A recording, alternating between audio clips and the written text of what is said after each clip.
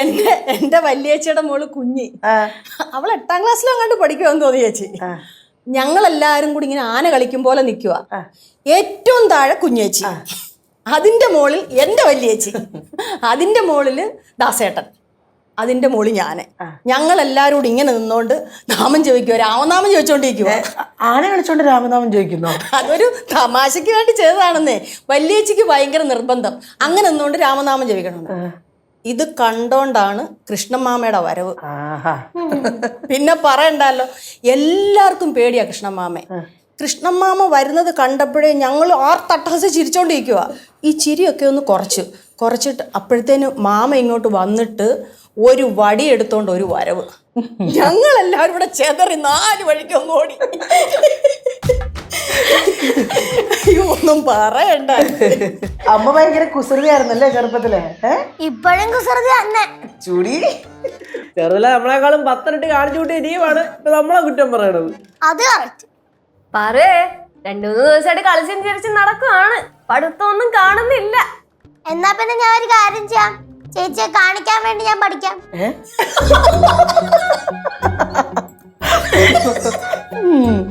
അമ്മ കഥകളൊക്കെ പറഞ്ഞപ്പോഴാണ് ഞാനൊരു കാര്യം ആലോചിച്ചേ. ഞങ്ങളുടെ കുടുംബത്തില് ഒരു 25-30 പേരോളം ഉണ്ടായിരുന്നു, കൂട്ടുകുടുംബമായിരുന്നു. കുറച്ച് കുറയ്ക്കാൻ പറ്റുമോ? അല്ല, ഒരു 10-25 പേരുണ്ട്. 25 പേര് ഒരേ വീട്ടിലെയാ? അവളോ പെരിയ വീടാ അത്? വലിയ വീടൊക്കെയാണ്, പക്ഷെ എന്നാലും ഉള്ള ഇടയിലൊക്കെ എല്ലാരും അങ്ങ് കിടക്കും. അതാണല്ലോ പണ്ടത്തെ ഒരു രീതി. കേശുവേ, നീ ഇന്ന് പടലത്ത് പോണെന്ന് പറഞ്ഞിട്ട് പോകുന്നില്ലടാ? ചേട്ടാ ഞാൻ മുക്കോളാം, കാര്യം പറഞ്ഞോണ്ടിരിക്കില്ല. എന്റെ ഇടയിൽ കൂടെ കയറി വെറുതെ രസം കൊള്ളാനായിട്ട് രസം കൊല്ലി. லிச்சு, அம்மா பழைய விஷயம்லாம் சொல்லிட்டு ரொம்ப நல்லா இருக்கு அந்த கதையெல்லாம் கேட்கறதுக்கு.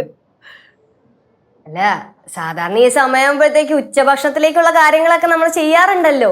ഇന്നൊന്നും കാണുന്നില്ല. ഒന്നും കാണുന്നില്ലേ? എവിടെ പോയേക്കുമായിരുന്നു? എന്താ വന്ന് ചെയ്യാത്തേ? അയ്യേ ചേച്ചി ചമ്മിപ്പോയേ. അയ്യയ്യേ, എത്ര ചമ്മിയാലും ആ മുഖത്ത് അത് കാണിക്കൂല. അതാണ് നമ്മുടെ ചേച്ചി. അല്ലല്ല, ഇപ്പൊ എന്താ ഇങ്ങോട്ട് വന്നേ? പറയാൻ വന്ന കാര്യം മറന്നുപോയി. അമ്മേനെ അച്ഛൻ അന്വേഷിക്കുന്നുണ്ടായിരുന്നു, എന്തോ അത്യാവശ്യം പറയാനാന്ന് തോന്നുന്നു. അത്യാവശ്യമോ? അതെന്താ ഇത്ര അത്യാവശ്യം? എന്താ നോക്കുന്നേ? എന്താ അമ്മയമ്മയും അമ്മയപ്പനും വന്നപ്പോഴത്തേനെ വലിയ ഭരണം വന്നല്ലോ നമ്മളോട്.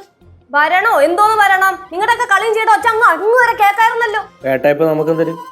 நீங்க சண்டை போடும்போது இதை விட சத்தம் கேக்குமே. പിന്നെ ചേച്ചിയുടെ ബഹളം വെക്കാത്ത പോലെ. ഞാൻ എല്ലാരോടും കൂടെ ഒരു കാര്യം പറയാം. വെറുതെ ഇവിടെ കിടന്ന് എല്ലാരും കൂടെ അലമ്പാവരുത്, അവർക്ക് അതൊന്നും ഇഷ്ടപ്പെടൂല. പിന്നെ എൻ്റെ അടുത്ത് കുറച്ചൊക്കെ ബഹുമാനം ആവാൻ കേട്ടോ. കാരണം ഞാൻ അച്ഛൻ്റെ അമ്മയടുത്തും പറഞ്ഞേക്കുന്നേ, ഇവിടെ ഉള്ളവർക്കൊക്കെ എൻ്റെ അടുത്ത് ഭയങ്കര ബഹുമാനമാണ്. ഭയങ്കര ബഹുമാനം ഒന്നും ഞാൻ പറഞ്ഞില്ല, കുറച്ചൊക്കെ ബഹുമാനമുണ്ട്. ഞാൻ പറയുന്ന കാര്യങ്ങളൊക്കെ കേൾക്കാറുണ്ടെന്നൊക്കെ ഞാൻ പറഞ്ഞിട്ടുണ്ട്. അതുകൊണ്ട് ദയവേത് അവരുടെ മുമ്പിൽ വെച്ച് എന്നെ ഇടിച്ചു താഴ്ത്തി സംസാരിക്കുന്ന പോലെ സംസാരിക്കരുത്. മൊത്തം ബഹുമാനിക്കണമെന്ന് ഞാൻ പറയുന്നില്ല, പക്ഷെ ഒരു കുറച്ച് ഇച്ചിരി ബഹുമാനം എനിക്ക് തരാം. ഓക്കെ കേശുവേ, ഇനി നമ്മൾ നല്ലപോലെ പൊക്കി പറഞ്ഞോണം കേട്ടോ. അമ്മൂമ്മയും പൊക്കി പറയണോ? പറ്റുവാണെങ്കിൽ കുറച്ച് ബഹുമാനം, അത്രേ ഞാൻ ചോദിക്കുന്നു. ബഹുമാനം